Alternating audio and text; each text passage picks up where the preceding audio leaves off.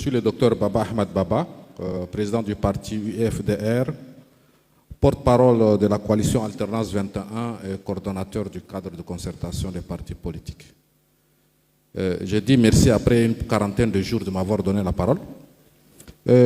Monsieur le Président, chers compatriotes, sommes-nous à ce dialogue-là pour refonder le Tchad ou pour permettre la continuité de l'oligarchie qui a duré pendant 32 ans?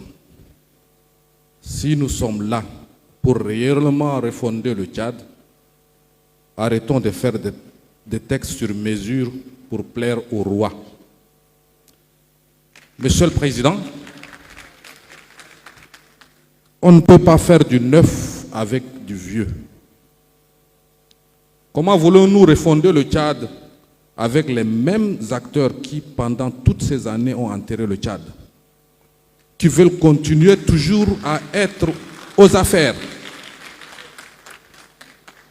au point où de vouloir nous faire avaler une modification de la charte et permettre le renforcement, ou quel terme ils ont utilisé, du CNT. Monsieur le Président, quand on modifie la charte, tous les actes qui ont été pris et qui visent cette charte sont nuls et de nul effet.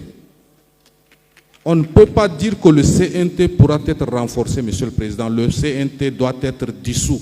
Et je vous assure, je sais comment est-ce que ce CNT a été mis en place et je connais qui est-ce qui le compose. Il y a même des analphabètes en arabe et en français dedans, Monsieur le Président.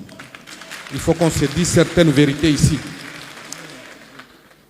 Pour qu'il y ait un changement, Monsieur le Président, le Premier ministre de la Transition doit être élu dans cette salle.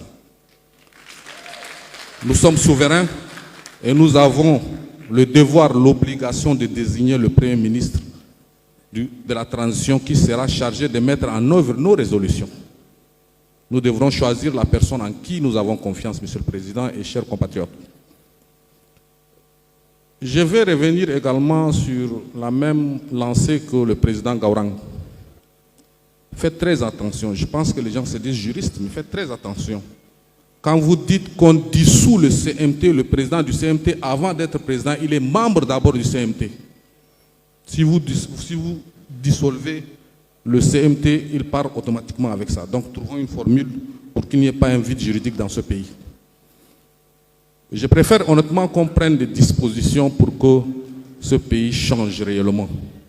Moi, je suis de cette génération qui a vécu pendant les 32 ans du règne de ce système.